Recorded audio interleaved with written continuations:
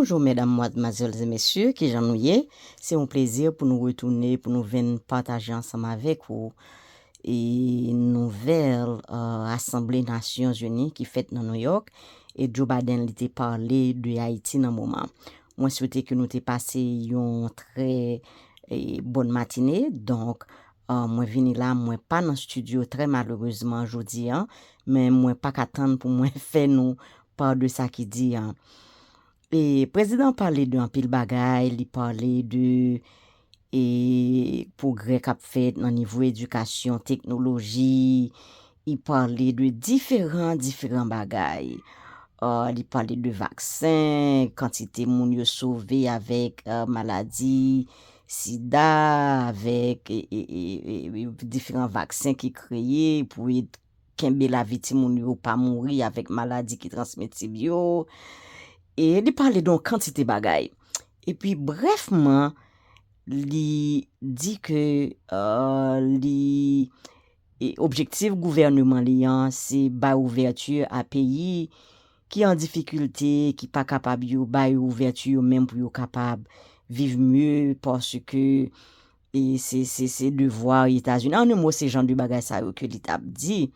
Mais il brefement dit que li mandé pour Nasyonziti voter pays Kénia pour rentrer dans pays d'Haïti, gens que yo tap tandel, gens que nous même longtemps et ça fait quelques semaines nous me dit quelques mois côté que Kénia lui même littéral l'école tout doucement nous connaît fait 2 voyages dans pays d'Haïti vinn étudier terrain et finalement yo te dit que ça pas trop intéressé yo. Alors président Biden lui-même li officiellement mandé pour Nations Unies voter pour voir Kénia en Haïti. On va le faire nous entendre pour nous même qui parler comprendre anglais, nous pas attendre pour nous parce que li en pile pas gain temps pour me traduire tout pour nous. Mais nous même qui comprendre anglais et qui parler anglais, n'a pas capable comprendre et ça que li dit nous voulons nous même pour nous entendre pour compte non. Mais il y a un bagage qui intéresse moi dans ça que li dit et ça que li ta remen fait. Alors dans voyage Kénia fait en Haïti pour venir faire études souterraines et finalement il dit que ça pas intéressé et autour de toute stipulation ça yo autour de tout ça qui t'a dit dans voyage Kénia fait en Haïti nous venons découvrir que soldats kenyans yo pas vini pour goumer avec bandits, yo pas vini pour venir vraiment résoudre insécurité ya et que y a vini pour essayer protéger port, airport, douane, ou comprendre et building et gouvernemental yo. Donc en un mot, Kenya pas vinn faire rien pour nous.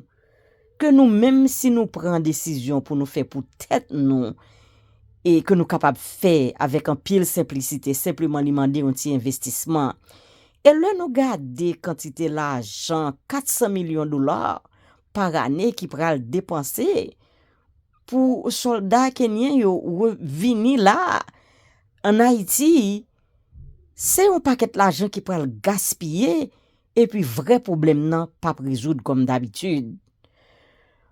Donc moi-même j'ai font crier bonheur. OK? Oh moi c'est un patriote qui dormi levé, qui constamment pensé à Haïti et qui déterminé faut que bagay yo changer. Mais ou pas capable changer parce que si ou gen une maladie ou connaît ou gen maladie ou connaît qui sa maladie fait ou le l'attaquer ou et puis ou constamment prend même médicament donc maladie ça li pas capable soulager ou parce que médicament à prend li juste pas bon li juste pas aider condition que ou gagne li pas aider maladie que ou gagne donc pour moi même présence Kénia en Haïti pas régler rien pour nous. Nations Unies fait plusieurs voyages. Yo pas réglé rien, yo fait 10 ans, yo fait 15 ans, yo fait des années à occuper Haïti. rien pas jamais réglé et ceci nous vient plus mal chaque jour. Donc là, on prend Kénia, n'a voyé Kénia en Haïti à 400 millions de dollars par année. Et puis, nous connaissons très bien que yo pas vinn régler rien. OK? Sécuriser building gouvernement airport pour bon ça yo gen pour vraiment avec insécurité que peuple là a subi non mais bandi yo. Si yo pas vinn goumen à bandi, qui ça vinn faire au fond parce que présence yo pas l'utile non rien. Parce que vrai problème nan son problème banditisme, son problème insécurité, bandi a raché moun, touye moun, boule la ka moun, yo tué moun tout vivant dedans, ka yo violé ti moun, tué ti bébé, tué ti fille, yo fait camper mettre zam nan tête deux garçons mettre zam nan tête, yo a fait ou fait l'amour nan jeu tout moun. Donc présence Kenya s'il pas résoudre problème ça yo, m'pa connait qui ça l'a vinn fait. Et le président américain dit ça, connaissant tout ça que nous-mêmes, nous connaissons de plans et soldats qui sorti Kenya a vinn exécuter. L'el dit li mandé pour Nasyonziti voter yo immédiatement pour débarquer Haïti. Ça ban moins yon l'autre tête fait mal. Parce que ça pas normal. Nous devons goumer pour battre quatre là yon l'autre façon parce que définitivement nous guetta qu'on pas régler rien pour nous. Donc on va le faire nous tendre nous-mêmes et puis nous va porter jugement par nous, m'a demander si vidéo ça arrive joindre nous et que nous commenter dit qui ça nous penser et nous même qui comprendre encore pas capable traduire tout speech là mais nous même qui comprendre dit qui ça nous penser. OK, moi souhaite croiser avec nous sur l'autre vidéo, m'pas retourner encore dans vidéo ça m'a quitté nous tout simplement pour nous entendre et puis commenter. Merci bien, à la prochaine. Excellency Joseph R. Biden Jr., President of the United States of America, and I invite him to address the Assembly. Mr. President, Mr. Secretary General, my fellow leaders, about a week ago, I stood on the other side of the world, in Vietnam, on soil once bloody with war. And I met a small group of veterans, Americans and Vietnamese, who witnessed, and I watched the exchange of personal artifacts from that war, identification cards and a diary. It was deeply moving to see the reaction of the Vietnamese and American soldiers. Culmination of 50 years of hard work on both sides to address the painful legacies of war and to choose to work together toward peace and a better future. Nothing about that journey was inevitable. For decades, it would have been unthinkable for an American president to stand in Hanoi alongside a Vietnamese leader and announce a mutual commitment to the highest level of country's partnership. But it's a powerful reminder that our history need not dictate our future. With the concerted leadership and careful effort, adversaries can become partners. Overwhelming challenges can be resolved, and deep wounds can heal. So let us never forget that. When we choose to stand together and recognize the common hopes that bind all humanity, we hold our hands the power to bend that arc of history. My fellow leaders, we gather once more at an inflection point in world history, with the eyes of the world upon all of you, all of us. As President of the United States, I understand the duty my country has to lead in this critical moment, to work with countries in every region, linking them in common cause, to join together with partners who share a common vision of the future of the world, where our children do not go hungry and everyone has access to quality health care, where workers are empowered and our environment is protected, where entrepreneurs and innovators everywhere can access opportunity everywhere, where conflicts are resolved peacefully and countries can chart their own course. The United States seeks a more secure, more prosperous, more equitable world for all people because we know our future is bound to yours. Let me repeat that again. We know our future is bound to yours. And no nation can meet the challenges of today alone. The generations that preceded us organized this body, the United Nations, and built international financial institutions and multilateral and regional bodies to help take on the challenges of their time. It wasn't always perfect. But working together, the world made some remarkable and undeniable progress that improved the lives of all people. We avoided the renewal of global conflict while lifting more than 1 billion people out of extreme poverty. We together expanded access to education for millions of children. We saved tens of millions of lives that would have otherwise been lost to preventable and treatable diseases like measles, malaria, tuberculosis. HIV/AIDS infections and deaths plummeted, in no small part because of PEPFAR's work in more than 55 countries, saving more than 25 million lives. It's a profound testament to what we can achieve when we act together, when we take on tough challenges, and an admonition for all of us to urgently accelerate our progress so that no one's left behind, because too many people are being left behind. The institutions we built together at the end of the Second World War are an enduring bedrock of our progress. And the United States is committed to sustaining them. And this year, we're proud to rejoin UNESCO. We also recognize that to meet the new challenges of our decades-old institutions and approaches, they must be updated to keep peace with the world. We have to bring in more leadership and capability that exists everywhere, especially from regions that have not always been fully included. We have to grapple with the challenges that are more connected and more complex. And we have to make sure we're delivering for people everywhere, not just somewhere, everywhere. Simply put, the 21st century results are badly needed. They're needed to move us along. That starts with the United Nations, starts right here in this room. In my address to this body last year, I announced the United States will support expanding the Security Council, increasing the number of permanent and non-permanent members. The United States has undertaken serious consultation with many member states. We'll continue to do our part to push more reform efforts forward, look for points of common ground, and make progress in the year ahead.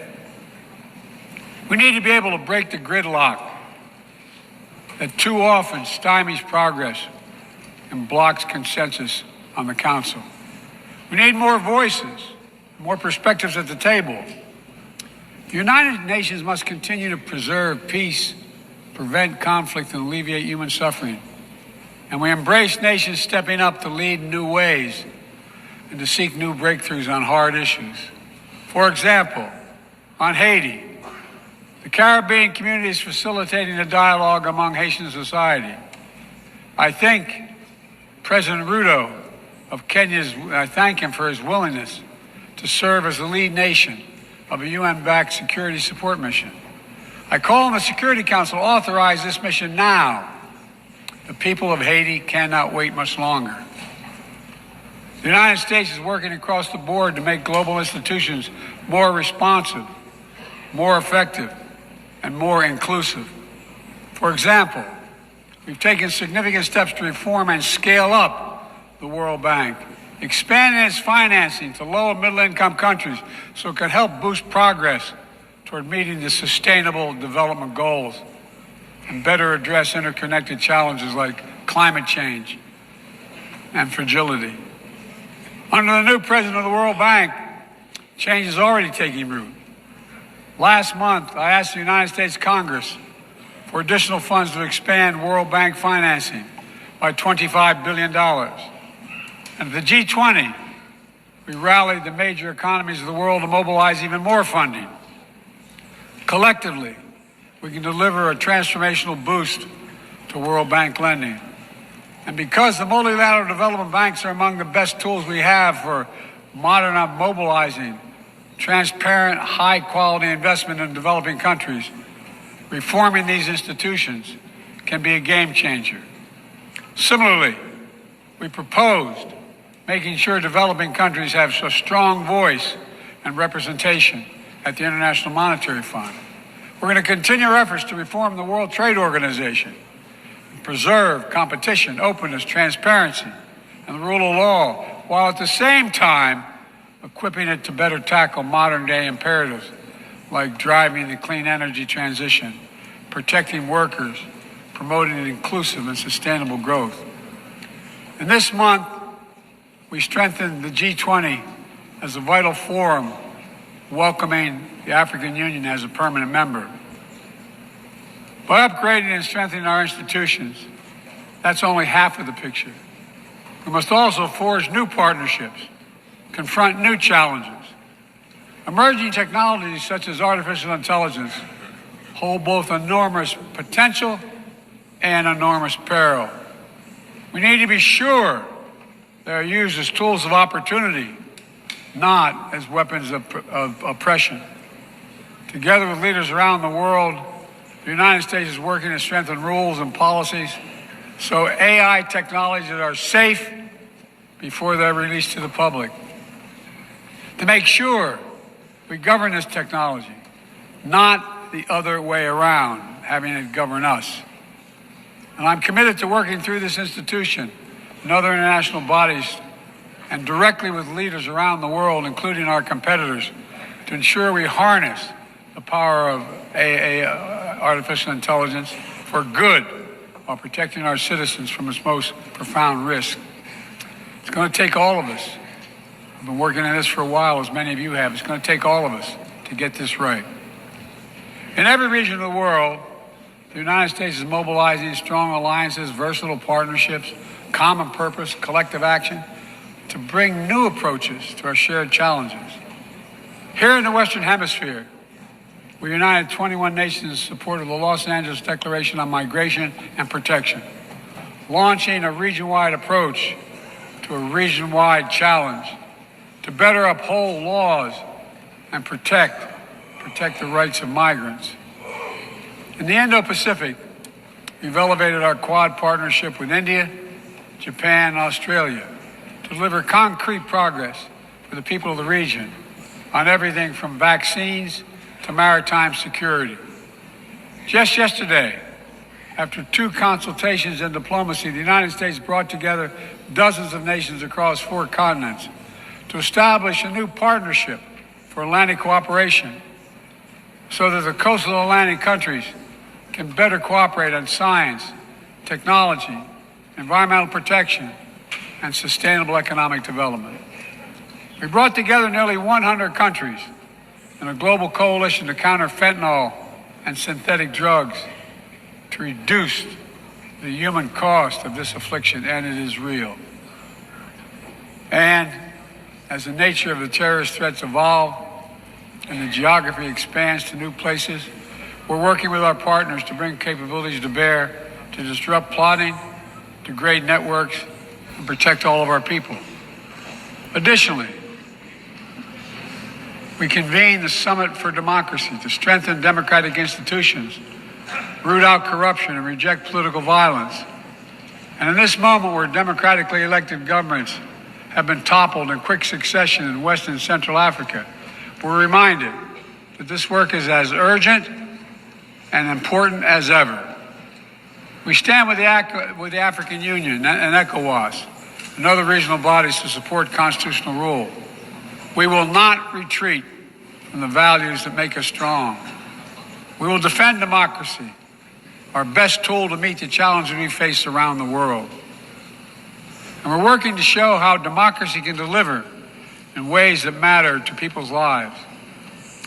The Partnership for Global Infrastructure and Investment addresses the enormous need and opportunity for infrastructure investment in low and middle income countries, particularly in Africa, Latin America, and Southeast Asia. Through strategic, targeted public investments, we can unlock enormous amounts of private sector financing. The G7 has pledged to work with parties to collectively mobilize $600 billion in infrastructure financing by 2027. The United States has already mobilized more than $30 billion to date. We're creating a race to the top with projects that have high standards for workers, the environment, and intellectual property while avoiding the trap of unsustainable debt. We're focusing on economic corridors that will maximize the impact of our collective investment and deliver consequential results across multiple countries and multiple sectors. For example, the Libido Corridor will extend across Africa from the western port of Angola to the DRC to Zambia, boosting regional connectivity and strengthening commerce and food security in Africa. Similarly, the groundbreaking effort we announced at the G20 to connect India to Europe through the UAE, Saudi Arabia, Jordan, and Israel will spur opportunities and investment across two continents. This is part of our effort to build a more sustainable, integrated Middle East. It demonstrates how Israel's greater normalization and economic connection with its neighbors is delivering positive and practical impacts, even as we continue to work tirelessly to support a just and lasting peace between the Israelis and Palestinians, 2 states for 2 people. Now, let me be clear. None of these partnerships are about containing any country.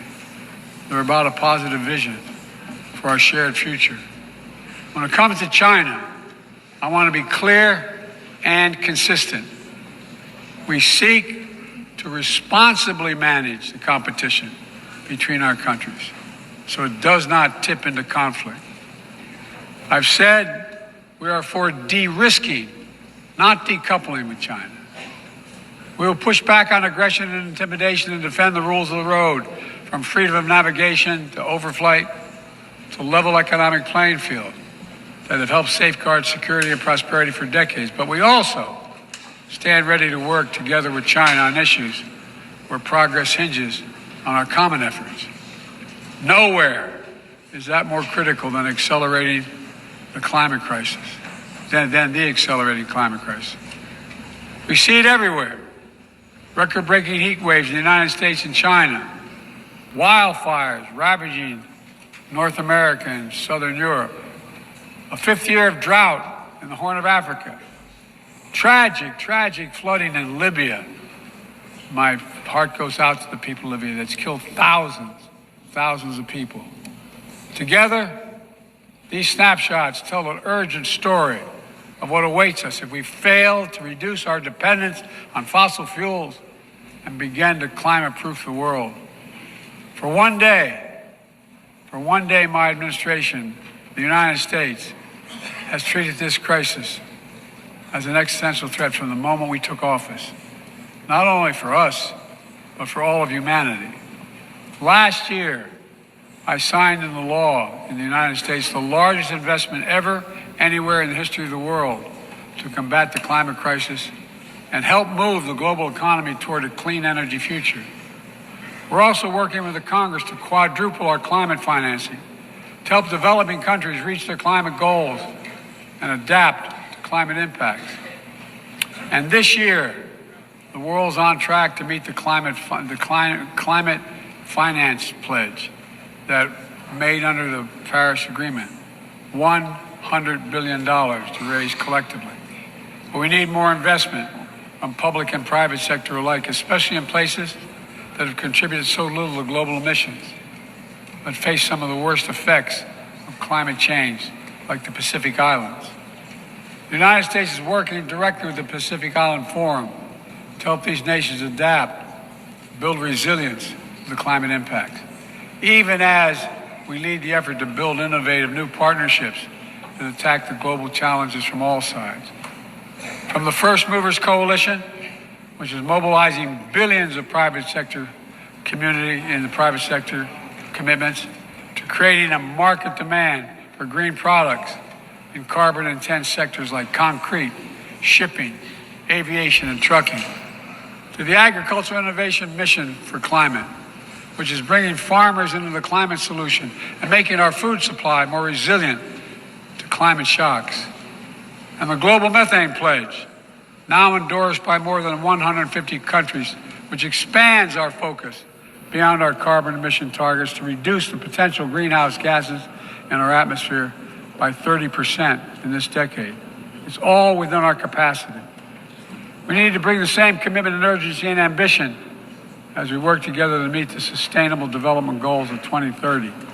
These goals were adopted at the United Nations in 2015 as a roadmap for improving lives around the world.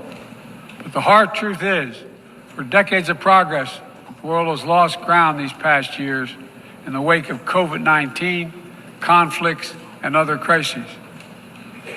The United States is committing to doing its part to get us back on track. All told, in the first 2 years of my administration, the United States has invested more than $100 billion to drive development progress in bolstering food security, expanding access to education worldwide, strengthening healthcare systems, and fighting disease. And we've helped mobilize billions more in the private sector investments. But to accelerate our forward progress on the Sustainable Development Goals, we all have to do more. We need to build new partnerships that change the way we tackle this challenge, to unlock trillions of additional financing for development, drawing on all sources. We need to fill the gaps and address the failures of our existing system exposed by the pandemic. We need to ensure that women and girls benefit fully from our progress. We must also do more to grapple with the debt that holds back so many low and middle-income countries. When nations are forced to service unsustainable debt payments over the needs of their own people, it makes it harder for them to invest in their own futures. And as we work together to recover from global shocks, the United States will also continue to be the largest single country donor of humanitarian assistance at this moment of unparalleled need in the world. Folks, cooperation, partnership, these are the keys to progress on the challenges that affect us all, and the baseline for responsible global leadership. We don't